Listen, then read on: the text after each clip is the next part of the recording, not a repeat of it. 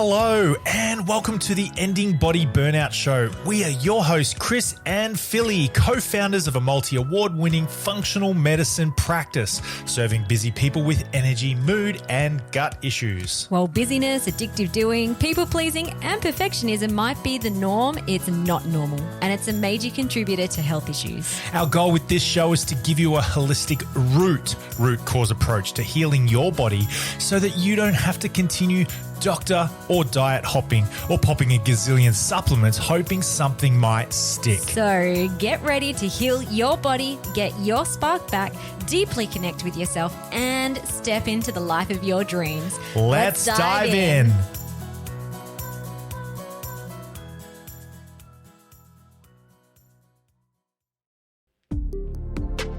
Hey guys, welcome to this episode of the Ending Body Burnout Show. Philly and I are going to be chatting to you today about our retreat and retreats in general, specifically about ours, but also retreats in general too. Yeah, and more specifically, the subconscious blocks that I've worked through to hold this and retreat and essentially create it.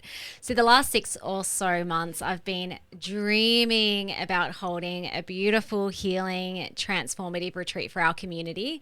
And really the last 6 or so years, Chris and I have always had that on our dream board to one day start holding transformational in-person retreats. But last year I had an experience where my heart really stirred around this. And I knew that now is the time to start crafting, curating, turning this dream into reality. However, for the last 6 months or so, my rational, logical mind kept putting it aside. It kept saying to me, no, it's too much work. Don't add another project. What if no one comes? What if we don't make any money from it? Blah, blah, blah, blah, blah. And for many, many months, I actually let my mind rule. Yet along the way, my heart kept prompting me to create a retreat. And every time I listened and I broke through yet another layer of subconscious blocks, I then started taking full-blown action. And this retreat really, like in the last couple of weeks, has gone from just an idea and a dream to actually it's happening and people are booking in, and I'm so excited for this to happen. I thought that in today's episode I would share what I've worked through and moved through to take this dream into reality. And if you haven't heard yet, we are holding a retreat in August, the Body Knows Retreat. It is going to be held at the Cove, Tasmania, which is in northwest Tasmania, in the most beautiful location. We have got beautiful luxury villas perched on the cliffs, and the wild Tasmanian ocean is crashing onto the rocks. And the moment that you step into that space, transformation happens without us even starting to instigate it. So I'm so excited. And essentially the journey that I went through to break through these subconscious blocks is essentially the journey we're actually going to take you through in the Body Knows Retreat. So if you have been eyeing off this retreat, take this as your sign to jump on in, follow your heart. It may feel scary. You might have a bunch of reasons why you can't come. It's not the right time. I don't have enough money. How could I leave the kids? Can't take a day off work. Whatever. Like if the heart is saying yes to this, you can make it happen and it's going to be magical. And I just know that the people who end up at this retreat in the room with us are the people who are meant to be there. And I'm so excited for this to happen. It's going to be good. Picture this. When you're driving, there's this beautiful long straight road. It's called the Lillico Straight in northwest Tassie, and it goes from Devonport to a place called Ulverston, and you're going along this straight, and on the right, as you're driving towards Ulverston, there is this huge bay, big huge bay. Little penguins come in, and they've got their nests in there, and so you can go to this conservation viewing platform. I think it might be off season in August, but there's still plenty to see. Yeah, so you can go to this one spot in Lillico Strait, and the Lillico penguins, they come in, but then just up at the headland, right up at the top, just before you get to the strait, is this big hill. that overlooks this whole bay, and then you can see out in towards Ulverston and this place called Burnie, and then beyond that to Wynyard, and there's this thing called Table Cape.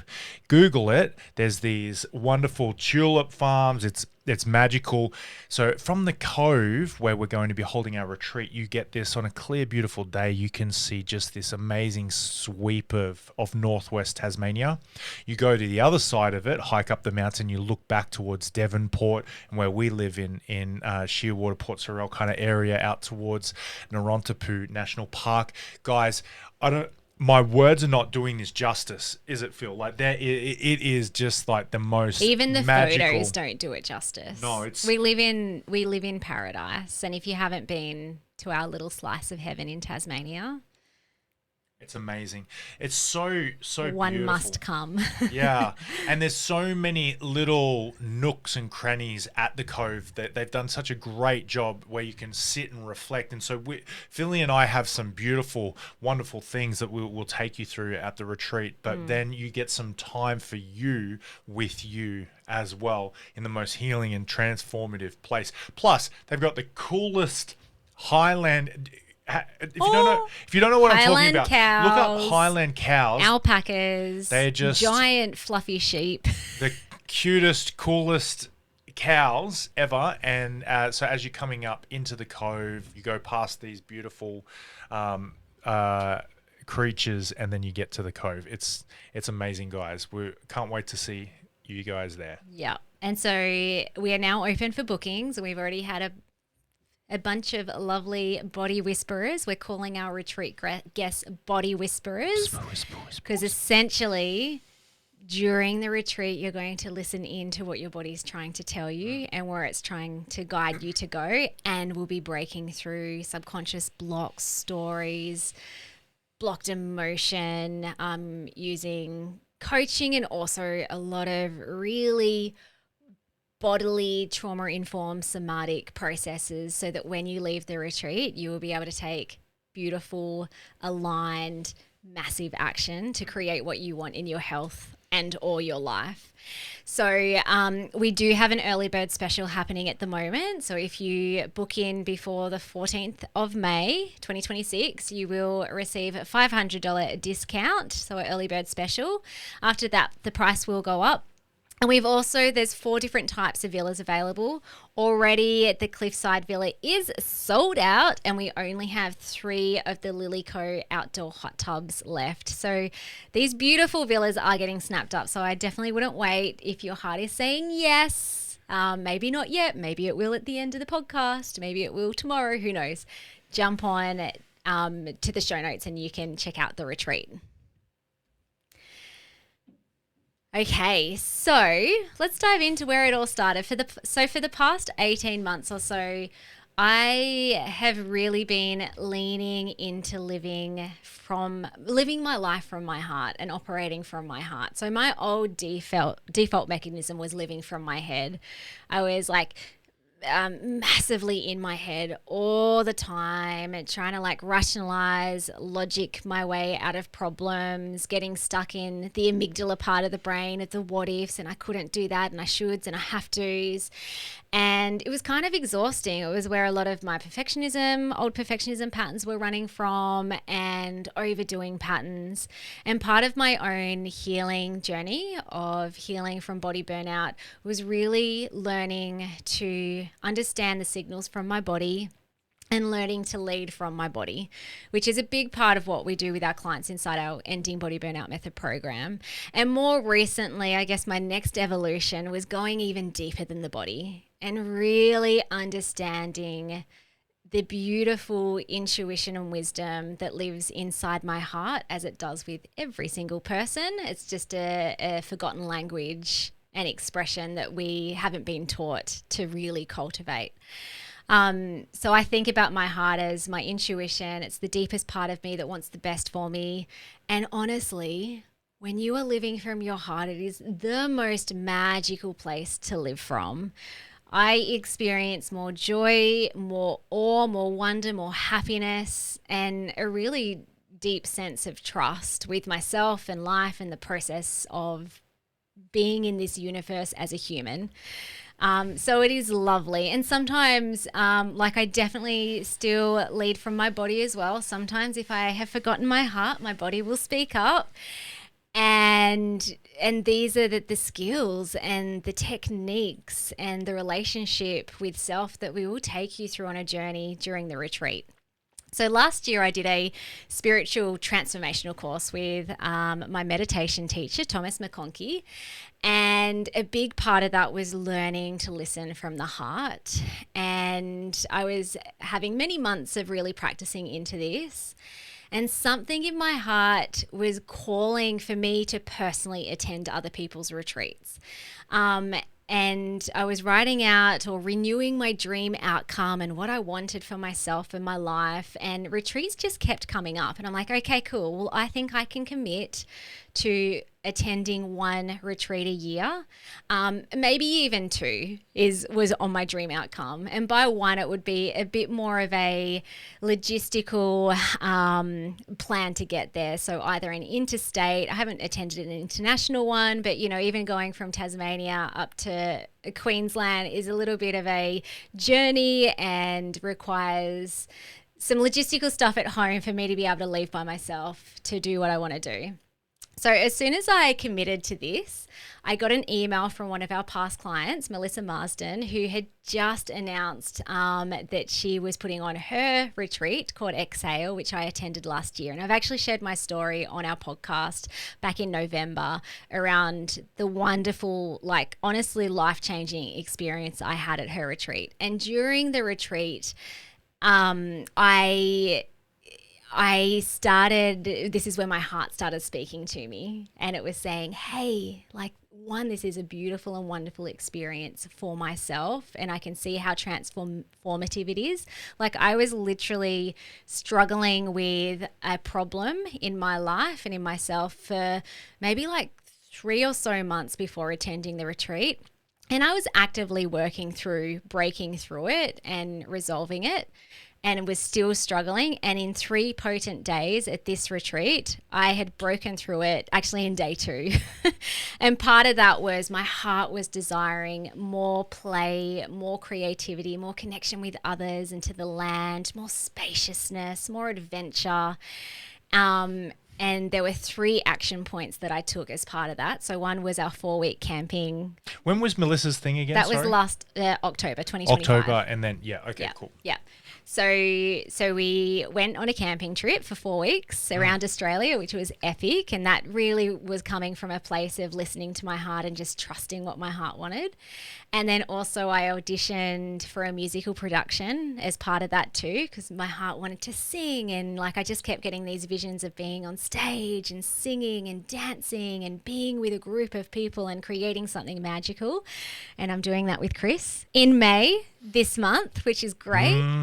So if you haven't booked your tickets for Sunshine on Leith in Devonport, if you're a Tassie person or traveling down here in May, book your ticket.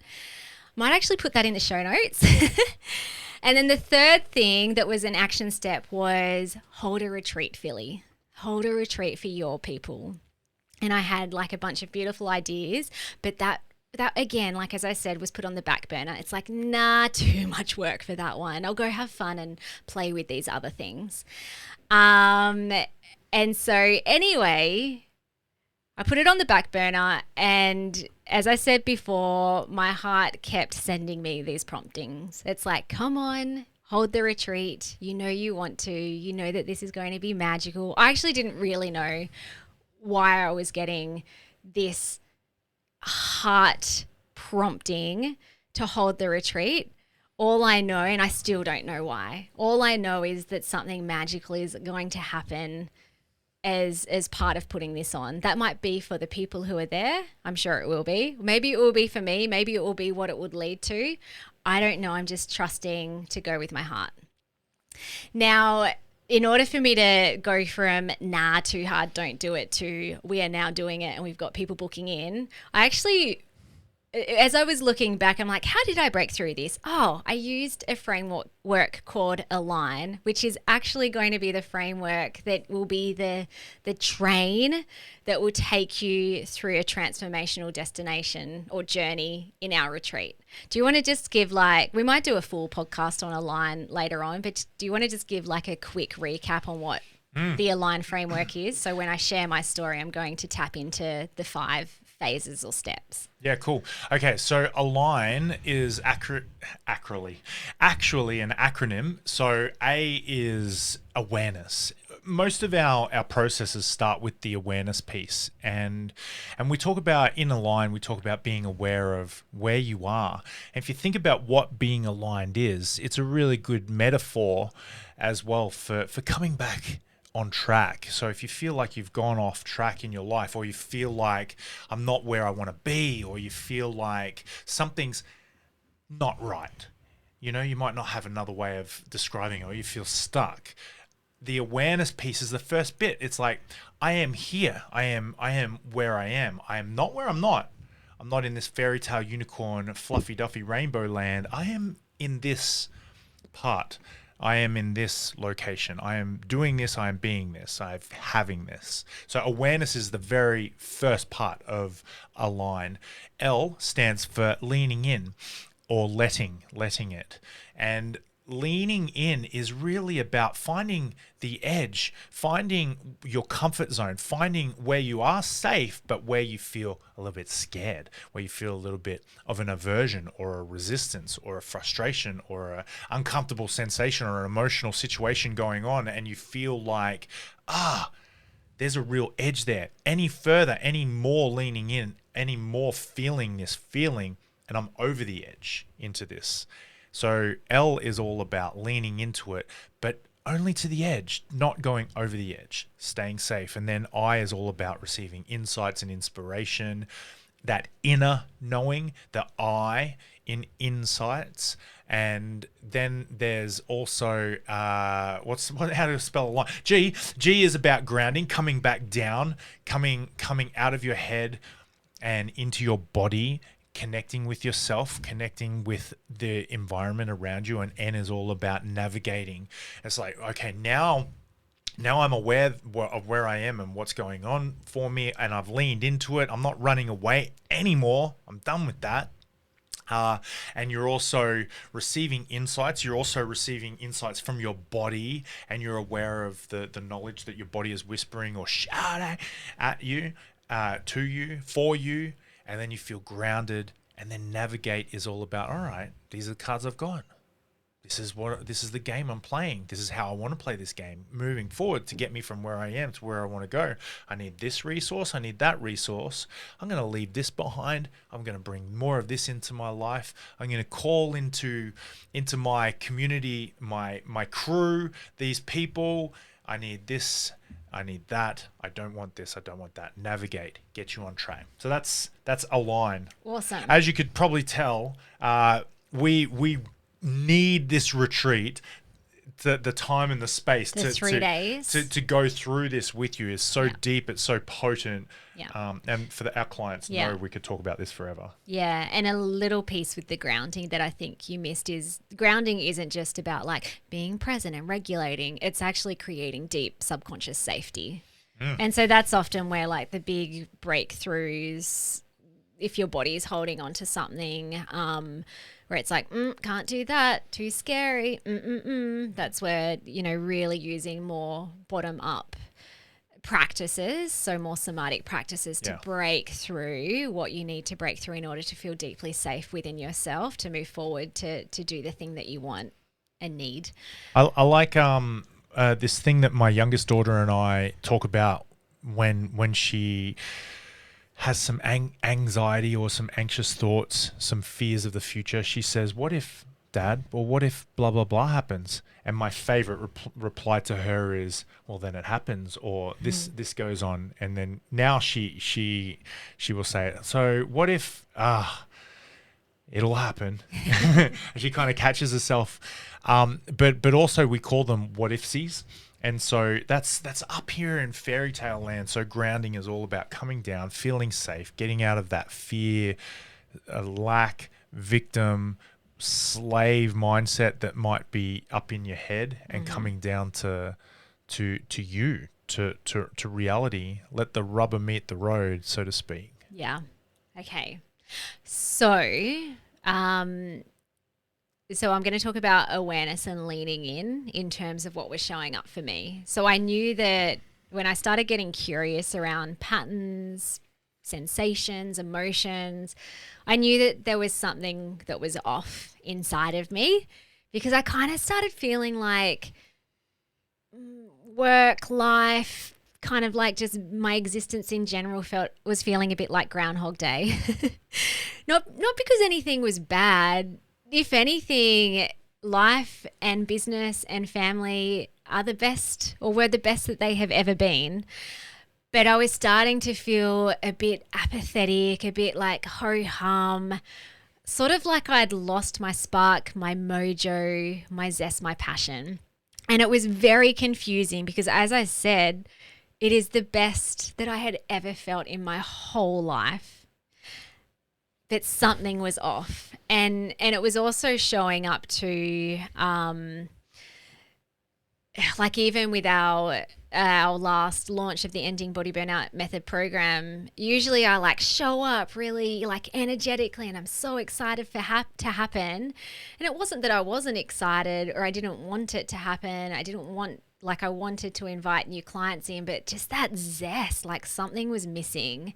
And during that time too, we had a meeting with our financial planner. And I was kind of just explaining like this stuck feeling that I was having.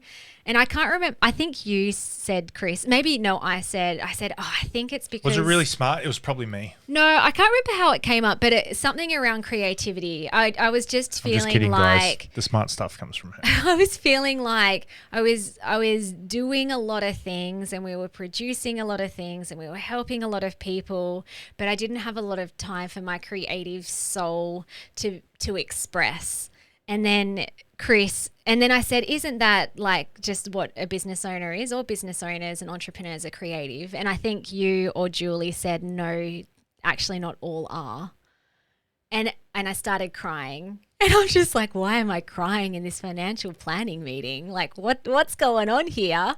And I realized, again, it was my heart trying to speak to me. It's like, hey, there's still like, yes, you're in this musical production now. Yes, you went on this like beautiful trip with your family around Australia, but something's missing in your business that is not allowing your creative soul to fully express. And again, I'm like, far out, it's this retreat again. It's this retreat that I keep putting off and keep putting on the back burner. So these were some, like in terms of patterns and awareness, that I knew something was off. There was also a period of time where I was feeling really resentful in our marriage and our work responsibilities, where I was like thrashing myself around, like saying, I do so much more work than you, Chris, blah, blah, blah, blah, blah. You just get off and do what you just, you just go off and do whatever your heart desires. And you don't really care about like being an adult or like holding responsibility. And I'm holding so much. And yes, there was a little bit of rejigging that needed to happen in that dynamic, which we have worked on. But the big thing, like that emotional resentment piece, was again just another signal that my heart and body was trying to get my attention about in terms of like birthing this retreat to life. And also like the benefit of rejigging some of our responsibilities so I had more time was that I did actually have more space and time now to create this retreat. Just think about it this way. Everything that comes to birth requires a bit of friction, and it doesn't always have to be painful, that friction. You can find a little bit of joy and pleasure in that friction to bring things to birth. And so that friction that you were experiencing, it wasn't fun at first, but then you found your way. Yeah. To make it fun. Yeah. Now, even then... Read into that if you want. Even then, though, I still hadn't taken action until I think it was like end of Feb or March. So all this time I was just getting more emotional signals, nothing physical. And then my body started speaking to me. It's like my unconscious mind, my heart was like, we have been sending you all these signals and you are so aware of them, but I still am not seeing you taking any action of creating this retreat. So, all right, let's pull the physical lever because we know that Philly responds to this. And so it was actually around the time of our last launch. My period was a week late. I feel like there's different reasons for that, but anyway, won't go into that. But period was a week late. And then I rarely, if ever, get menstrual headaches. But for a whole week of having my period, I had these really bad headaches, which is also during launch of our ending body burnout method. So that wasn't fun. And then at the same time, my daughter came home with the flu and we started our rehearsals for the musical production. So singing for like 5 hours. And then I got laryngitis, which again, I can't even remember the last time I had that, maybe as a kid. And I completely lost my voice. And it was like, that was the last piece of awareness and leaning into the discomfort that I needed in order to say, okay, right, I'm ready to work on this. That was a fun time, guys, for a spouse. For a spouse. Oh, and it was around that time. It was around that time too that like our relationship dynamic stuff really shifted as well, because all of a sudden I couldn't speak, and I'm like, I can't. It was the most peaceful couple of weeks that I've. No, I'm just kidding.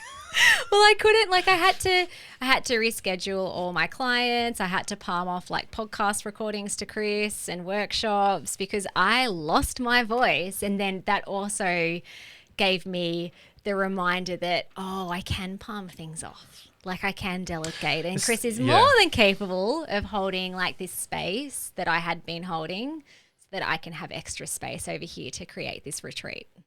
And then I think also you became soft and let go of the reins a little bit, and which was really pleasant. More feminine. It was really enjoyable. More flowful. To be a participant. And okay, so these were my insights. So A.L.I.G.N, awareness, lean in. That was kind of like all of that all together, combined. The deep insights were, well, then I wanted to get clear on, well, what are the blocks that are still standing in my way? So I got clear on stories that were coming to my conscious awareness. It's going to be too much work. What if no one buys? What if we invest all this time and money and, we run this retreat and we're at a loss? I also had some perfectionism patterns start showing up where it's like, it has to be perfect before I can press go. I have to find the perfect place. I have to like work out the perfect numbers of pricing. I have to work out like exactly what we're going to do before we can even advertise this retreat. And then a big one, so they were all there, but probably the deepest or like the biggest block was this fear of, can I be the woman to hold space for a transformational retreat for 3 whole days? Because to me, the woman that holds space for the type of retreat we're putting on is strong, and she's so grounded, and there's a deep presence, and she's intuitive, and she can hold others in that intuitive hold, and she's feminine and soft and nurturer, and she's the body wayfinder. She's the one that guides all of these other body whisperers trying to understand what their body, their heart is trying to say, and she shines a light and helps them to find their own destination. So all of these were very feminine qualities, again, which were never default patterns in the past. I always operated very masculinely, and I would say over the last 5 or so years, very much unraveling, rewiring all of that, yet still there was this underlying subconscious fear that I couldn't be that type of woman. Which was so interesting because all these stories and blocks, when I started bringing them to the surface, I'm like, there is so much evidence that these are no longer true, yet they were still sitting in my body and in my subconscious. And so these were the things. So the next part in A.L.I.G.N is grounding. And this is essentially, like as Chris said, there's different ways that we ground, and it's not just about regulating and feeling relaxed and being grounded. At the depths of grounding is where the deeper subconscious rewiring happens, so that there's deep safety and trust, and that deep groundedness of feeling safe to be you, feeling safe to be you, to do and be whatever you want to do and be in your health, in your life, even when things are tough and rocky and wobbly. So this is what I had to break through. This is what I had to work on. And I did this in different ways. And in our retreat too, we're going to use different practices. We are going to use top down, bottom up practices. So top down is like, yeah, let's start with our very intelligent mind that is sharp and witty and knowing. And also let's bring the body on board as well. Let's actually like see where these blocks are in the body and work with those blocks. And let's access the heart. Like, what does the heart want? And if we follow the heart, you will get all the answers and all the things that you want. So, essentially that's what I was doing during this period of breaking through the blocks. I was self-coaching myself. I was having coaching from my own coach, A.L.I.G.N, around, and what that looked like was a lot of like reframing, looking for evidence that it is possible, looking for evidence that I can put on a retreat, that we can feel the spots, that it actually isn't going to be too much work because it's going to be joyful. It's going to be devotional work. It's going to be fun and spacious and exciting and like the land is going to hold that as well. And so that doesn't work. That's actually play. And then I also started collecting all the evidence of how many people I have held space for to transform. And also like how many hours in a day I have been able to do that. So there was that little belief of like, could I really do that for 3 days? And when I actually looked at my calendar, I'm like, there are some days that I'm working with one-on-one clients back to back from 9 a.m. to 7 p.m. with a lunch break. My energy sustains that because I am healthy and well and it feels good. So it's like, I can do this for 3 days. If I can do this ongoing, week upon week upon week for 100 plus clients at any given time in a month, I can hold space for this.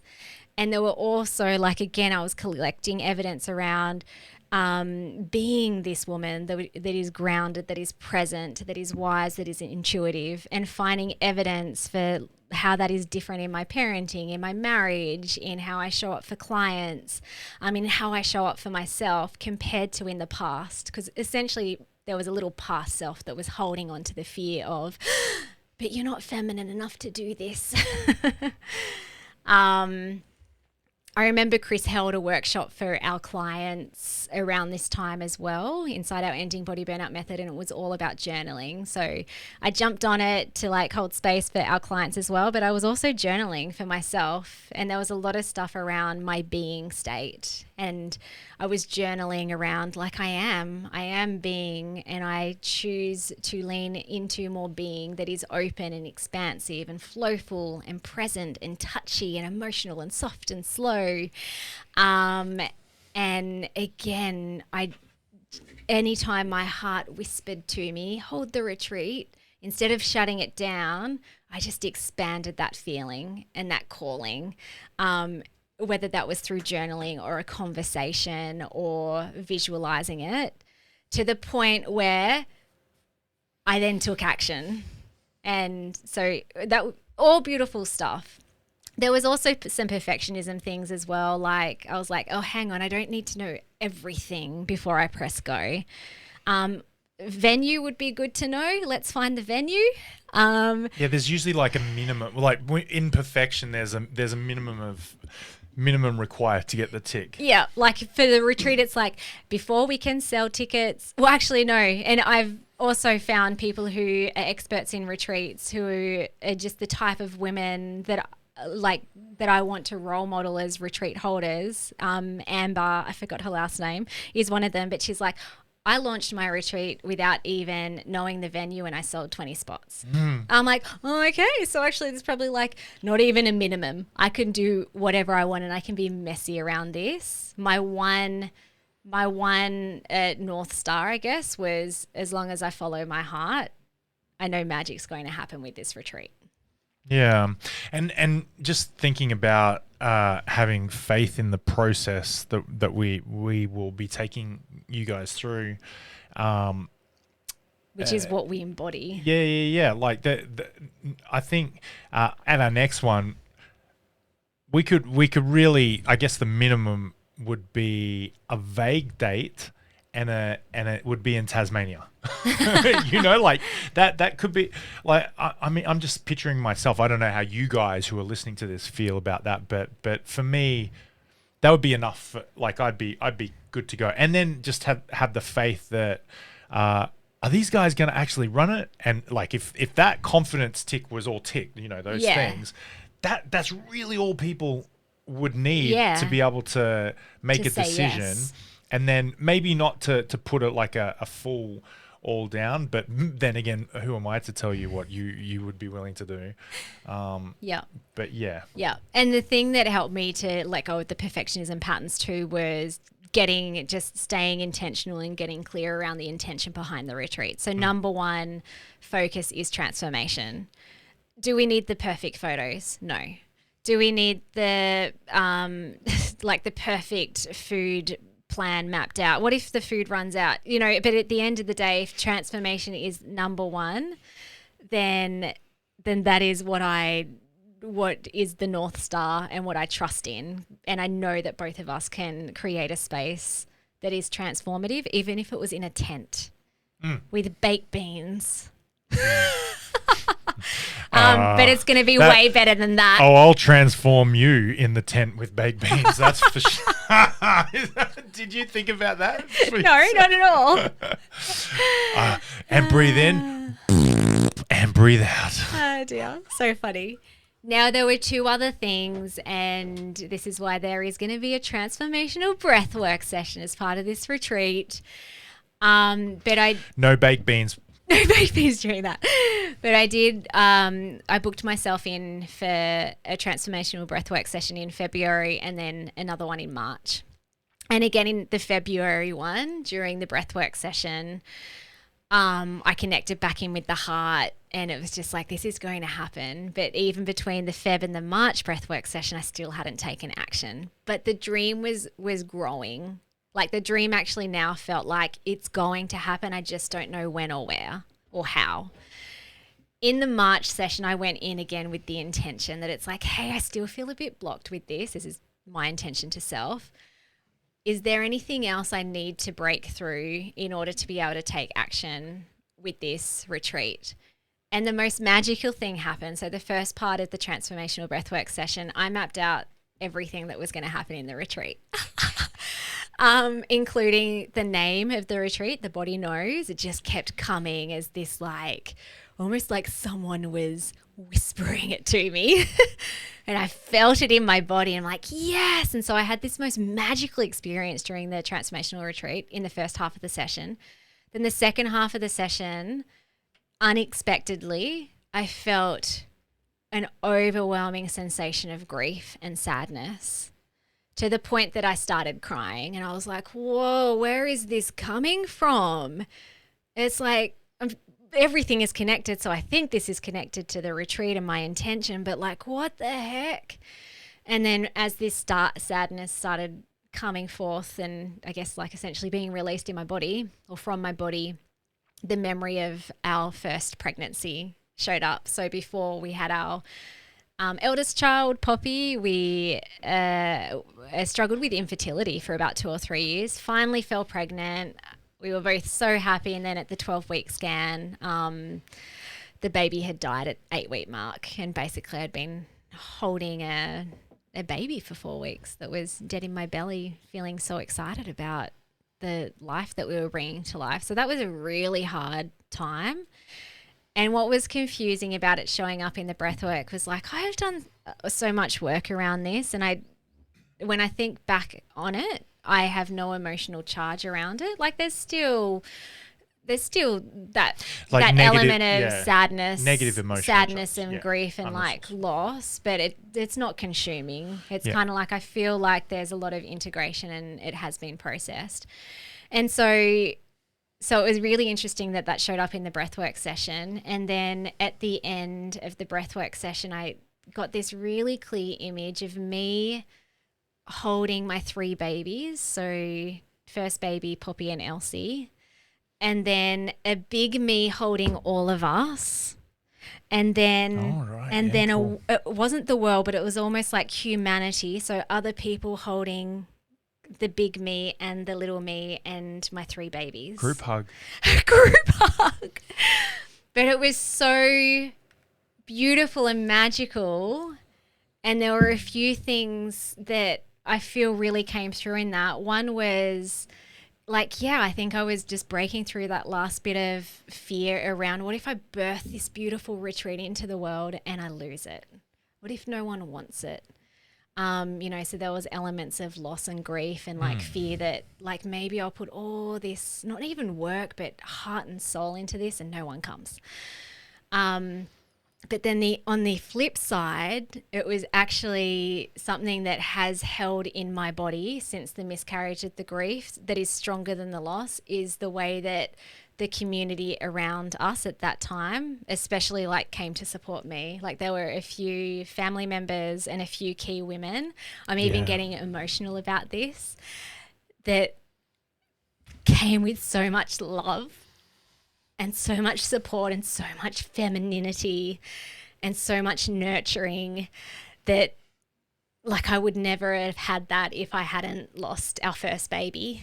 And what came through with that was this reminder that I can be and I am this woman that can now hold space for others because of all the loss, all the grief, all the body burnout, all the challenges with my health, all the trauma, all the relationship issues we've worked through in the past. Like I am the woman that can hold space for others in this retreat that my heart has been dreaming about. And after that experience, the next day I made a phone call to a retreat venue and started the ball rolling, put up a wait list. That venue actually fell through. But I'm like, this is still happening. For now, but Yeah. maybe eventually. Yeah, just like the timing wasn't quite right. But still a beautiful place, and we probably will do something there in the future.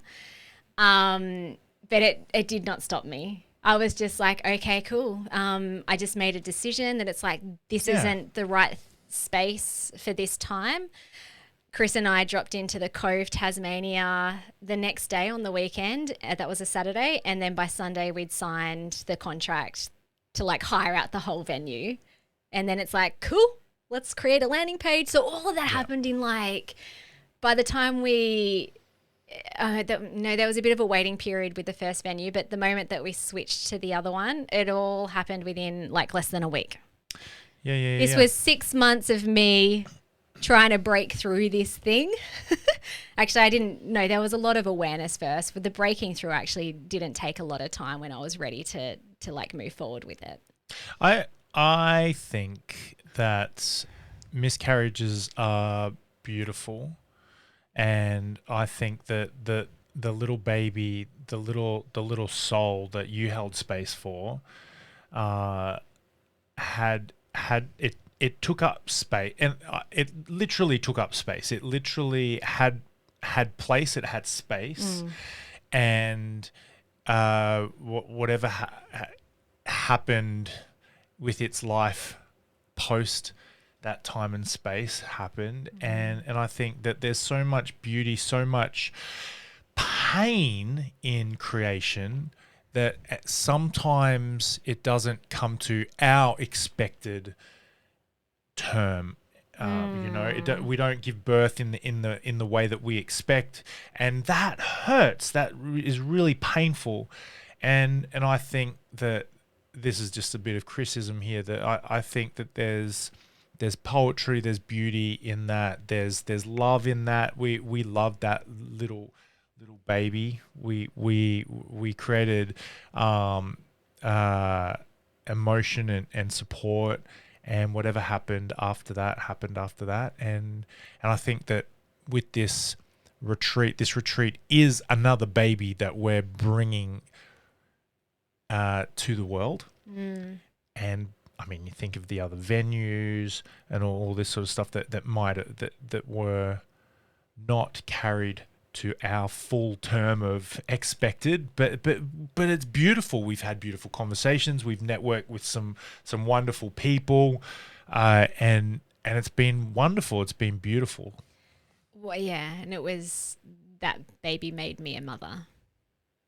You can't take that away. That no one can take that away. Poppy, like our living child, didn't make me a mother. The first baby did. Yeah, totally. And this is a bit segue. If you've listened to my experience at Melissa's Exhale retreat, a word that kept coming through that was mother love. I'm only actually just putting this connection together now as like the mother love and that nurturing and the physical touch, and that can just incubate so much change in oneself and others. And when you use the word poetry, I was actually going to look. I wrote a poem about that first baby. Yeah. And I was going to see if I could find it in the garage for this podcast, and I forgot. I know exactly where it is. Do you? Yeah. Okay. I might read it, and we might put it at the end of the episode if we can find it. Yeah. Just because. Well, I know where the box is. Okay. You don't have many memorabilia boxes. I've got a few. And anyway, Navigation was the last piece in A.L.I.G.N, which essentially is how am I going to make this happen now? And essentially that is like, you are now seeing that. You are seeing this beautiful sales page. You are seeing the emails. You are seeing the graphics. You are seeing our excitement. You are listening to this podcast. They're all the steps that will actually bring what is coming forth out of you into reality in your real world. So if you would like to come to the Body Knows, if your body is calling for you to listen into yourself and you would like us to be your body wayfinders to help you decode the messages, understand what your body's trying to say to you, rewire these deeper subconscious fears and blocks, and then take aligned action after the retreat, please join us. We would love to have you. You can see on our on the share screen right here if you're watching the video. So if you were to jump onto our website, just up the very top of the page at the moment, you just click this button and that takes you to the retreat page. We tell you about who it's for, we tell you more information about it, and show you some beautiful pictures along the way of the location. This is if you're watching the podcast on YouTube, by the way. Yeah, and we take you through a little bit more about the A.L.I.G.N method that we talked about today, go into what's going to happen, and then, you can choose your accommodation experiences. And then as you can see down the bottom, Early Bird Special is available, ends on the 14th of May, and we'd love to have you. Yeah. We would love to have you. When is the 14th of May? That's a day before Sunshine on Leith. And while I've got your attention, here's another thing that I just want to share with you. This is another love project coming from the heart. There's another baby. So there's 10 shows across 3 weeks in May. So Early Bird Special for the retreat ends the day before we go live for our first opening night performance in Sunshine on Leith. But we'd love to have you. It's a wonderful, wonderful show. For those of you who are in Tasmania, we'd love to have you here. For those of you who aren't, just fly down and come visit us, and then come back again for the retreat. We've got people flying down. We do. From Sydney and Queensland for the first opening night. It is beautiful. I don't know if you can read this, but pause it here, have a read about the blurb. It's amazing. I'm playing the character Robert Henshaw. He's Scottish from Edinburgh. And He'd hate it if I said that. He's from Leith, which is a bit different. And I'm playing lots of different characters in the ensemble because I am terrible at a Scottish accent, so I sing and dance for you. She's very good at that. I'm very good at singing and dancing and having fun. Robert is not crash hot at that. Anyway, very good. Thank you so much for joining us today. Once I start the Scottish accent, it's a bit hard to stop. Can I stop? I can't stop. Can you stop? I can't. I didn't can if I can. All right. I'm off to watch Outlander now. Right. You've got your own personal Outlander right here. Want to make another baby? Let's go make another baby. You're not quite the same as Jamie, sorry. Do I just need to get... Right. All right, peeps. Yeah, cool. See ya. See ya. Hello, I am back. This is a little PS note. So I went looking for that poem that I mentioned, the one that I wrote around the time that I had the miscarriage. I couldn't find it, but what I did find was an old journal where I wrote my experience in a really beautiful and poetic way. And I was umming and ahhing whether to share this. I'm like, oh, it's a little bit of a long read. So if you're not interested, you can jump off the potty now, wait until next week for our next podcast.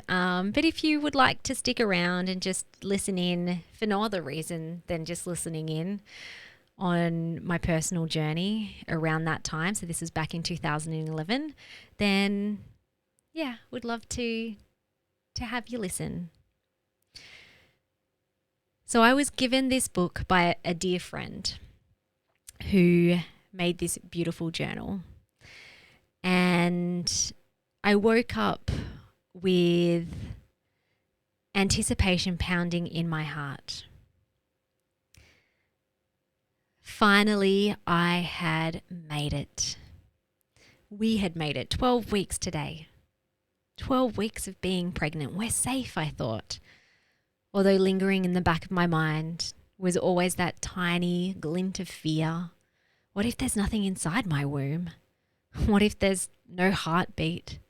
What if it's severely deformed? What if? It seems to be the most common word during pregnancy. That mysterious loom of 9 months of liquid and blood and a blossoming belly and boobs. It was sunny as we drove to the radiographer. I remember that the shine glinting through the windscreen and shining in our eyes. I dreamt of what you would look like. I wondered if you would be awake as they poked at my swollen belly. If you would kick and squirm and give us a show. Chris couldn't keep the smile off his face, but we both knew somewhere deep inside us that there was always that possibility of. The little room was dim, like a cave for a mama bear weary of the light. The radiographer had me lay down on the hard bed and she squirted the clear cold gel on my belly as she pressed. I thought I was about to burst.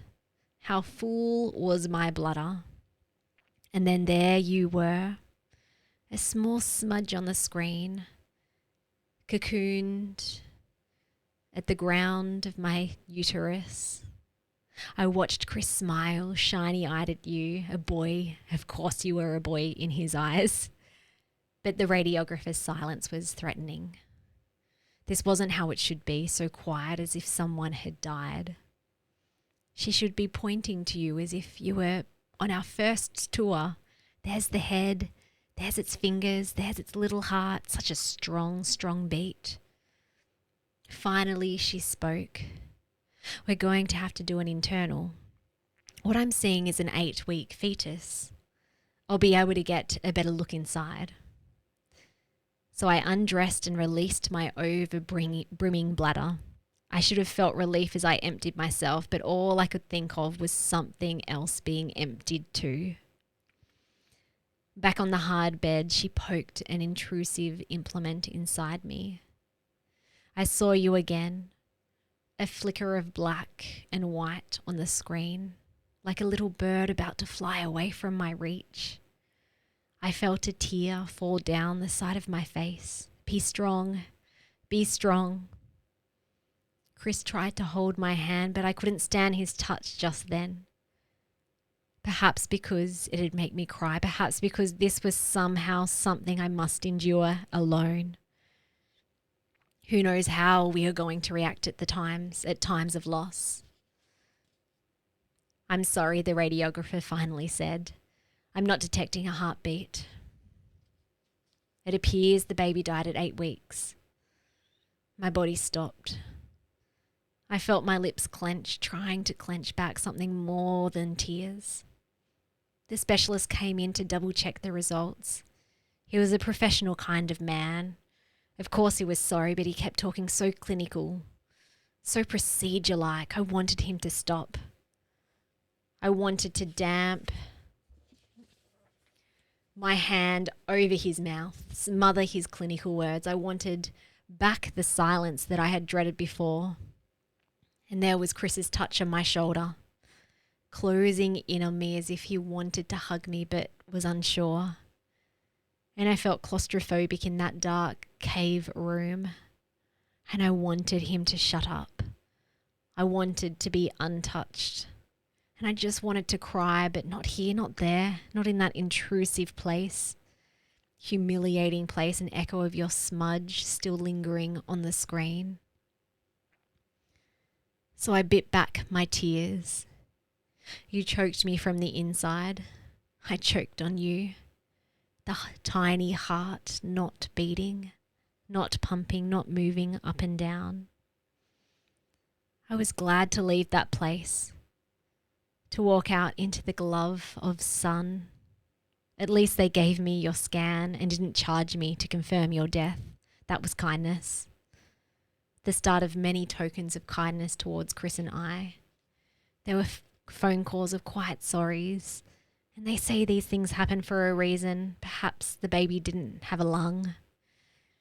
And warm hugs and foot massages from my sister, and sweet cards and chocolate in the mail, and the beep beep of text messages that brought a tear to my eye. I was thankful, so thankful for each word of love, of empathy, of understanding. Each one reminded me of our loss, but also of the many blessings in our lives, the amazing people around us, the bright future ahead.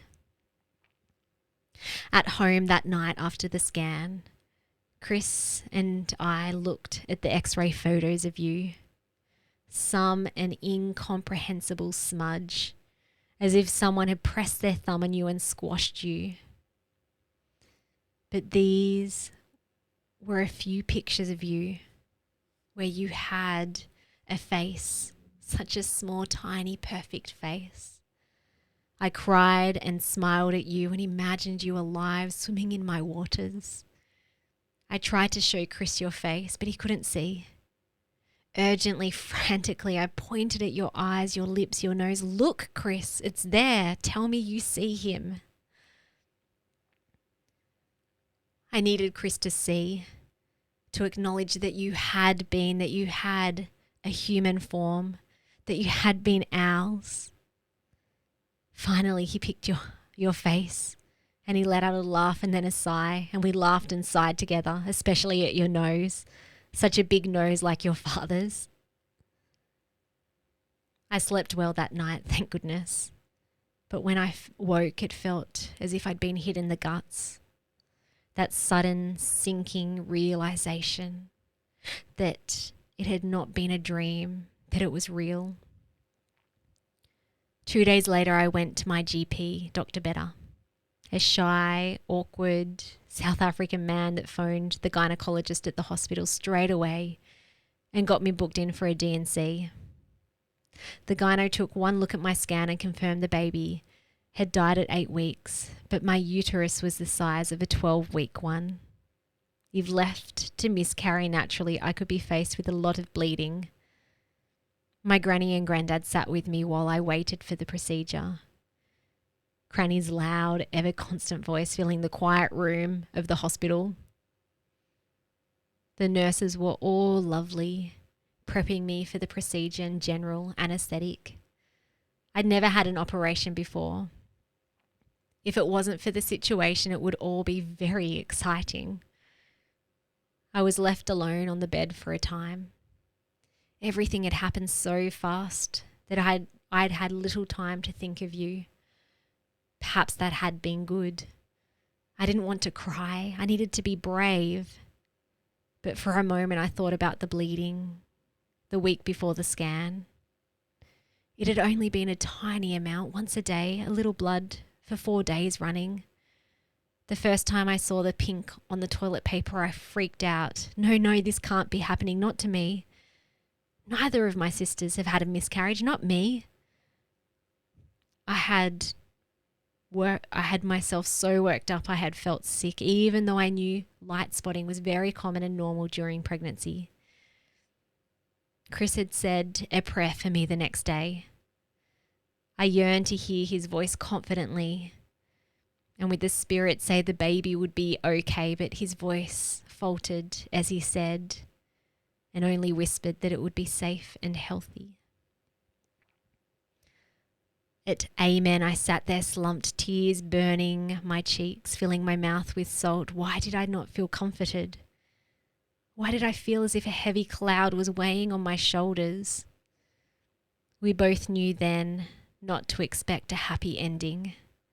But the spotting had cleared up. I had felt so much more optimistic. And then the scan, and then you and your heartless heart. When I woke up from the D&C procedure, my body was limp with anaesthetic. There was a nurse in the room. I called out to her in my horsey voice. I asked her, "Where were you? Where was my baby? Did you keep my baby?" And my words folded back and stumbled over tiny sobs. Empty. I was an empty bottle tossed out to sea. You were gone. So quick. A blink of an eye. No memory. No labouring cramps or clots or blood. Nothing but a limp body from an anaesthetic. Was this way better? Clean, quick, and certainly less painful. But such a lack of closure. Such a loss.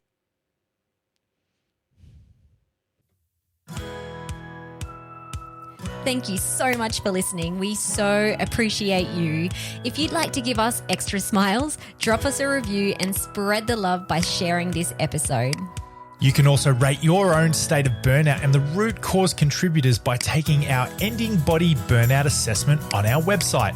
And if you're interested in learning about our group or one-on-one Ending Body Burnout programs, shoot us a DM via Instagram or Facebook. Have the best day ever.